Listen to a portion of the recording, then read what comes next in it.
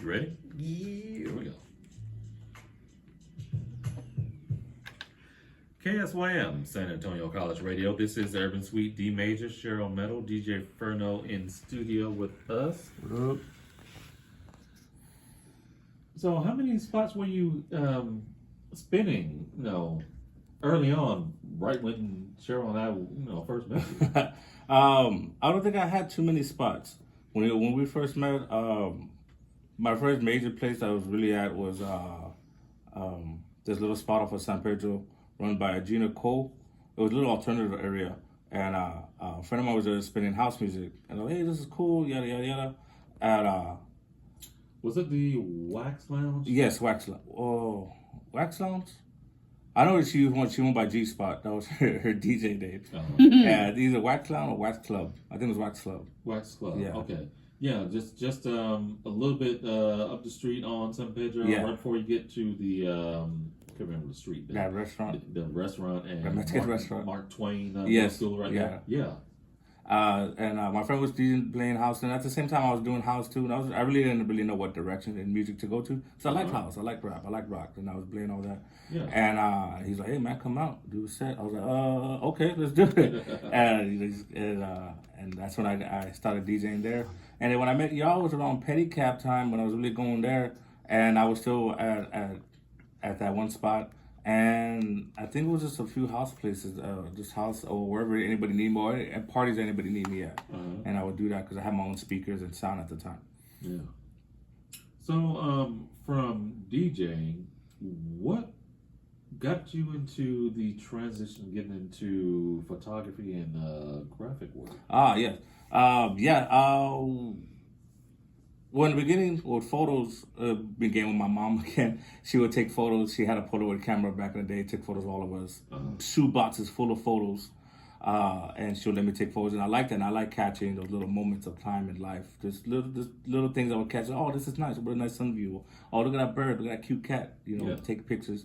And sometime later, I got my own camera. And I started taking photos of just my night out when I would go out. And I would just start taking pictures of my friends or who I was hanging out with.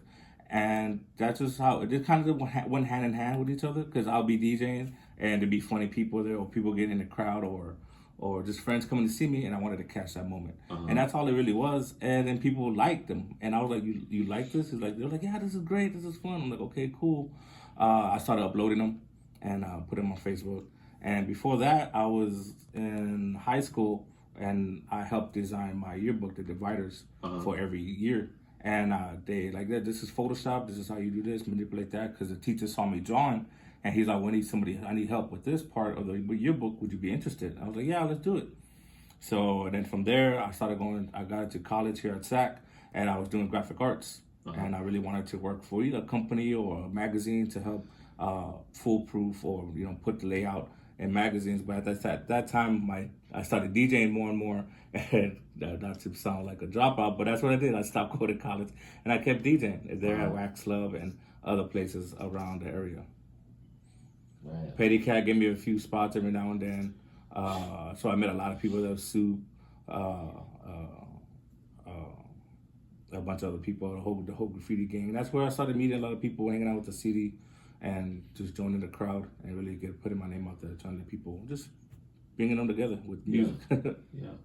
How does it feel now to be literally not only spending, but through your photography, kind of documenting the history of the party scene, club scene around here? Like you said, Pedicab, Corova, Corova was good.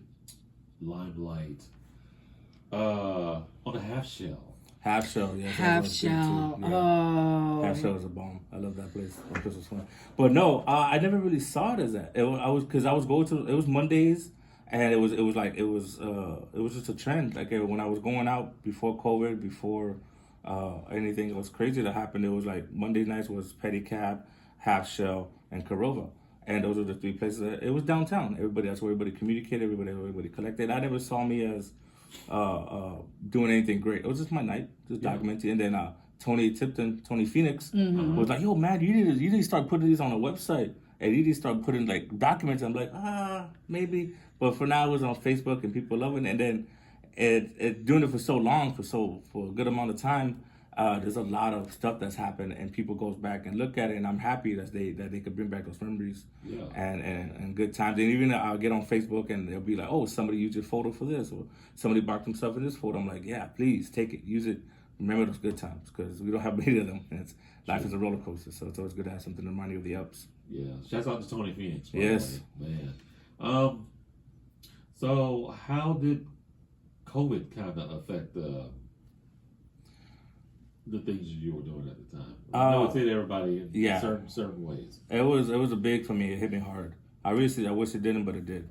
COVID took my dad. He passed away because of it. So, gosh. no, thank you. Because he passed away, that left a big gap at the house, and there was a lot of things that had to change for us, and that what really slowed me down.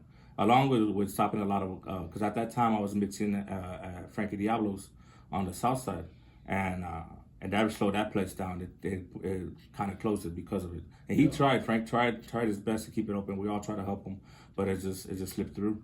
And that's what happens. And I lost my dad, and that sucked. And there's 7 of us in our family. I'm the baby out of 7. Okay. So everybody had to step up. Everybody had to. It was a big shift in our lives. And because of that, I had to get a day job, and I wasn't able to stay out late no more because my mom was by herself, basically. I mean, I might have my brothers and sisters, but they have their own lives, and they live outside the house. So that's what it was. That was a big change. But now things are kind of getting somewhat organized, and I was able to get back into DJing with my friend Gabe, who called me and said, hey, we got this spot.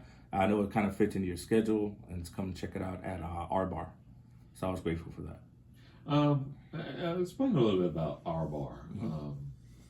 It's a cool little place. It's off of Vance Jackson and 410. It's in between an aquarium and an old gas station that's now a 24-hour hemp shop.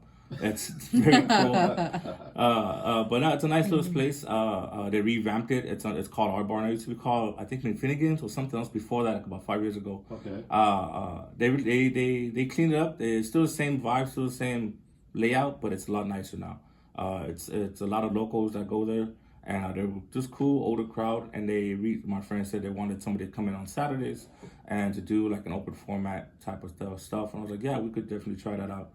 And I've been there since about May, and my friend said we could bring an art show there. And I was like, yeah, let's try that. Let's try to do that. And the bar owner liked what we did the first couple of times, and they gave us every second Saturday to do an art show there. At our bar. Oh, that's awesome. Me and my friend Gabe tried to reach out to people and try to give it like the old Art Slam days. Yeah. Yeah, because I miss Art Slam. Art Slam was dope. I never really got to meet the creator of it, but he was cool. A few times I met him or talked to him, but I never really got on a friend basis with him. Like, oh, damn, he started. And I know it's complicated, but I was happy that he did that, and I wish there was something like that still. Man. Yeah, we definitely need to bring that back. Meeting a lot of people there at Art Slam too, because that brought a lot of people out. Yeah. So it was good times. Definitely. Hey, y'all, stay tuned. We've got a little more with DJ Ferno coming up. But in this block of music, we have breaking music from Sankofa, plus the latest from Monterey featuring Leezy. Right now, brand new music from Mad One, the title track to his just dropped album, Happily Insane. Keep it locked, y'all. More coming up. This is the Urban Suite, KSYM, San Antonio College Radio.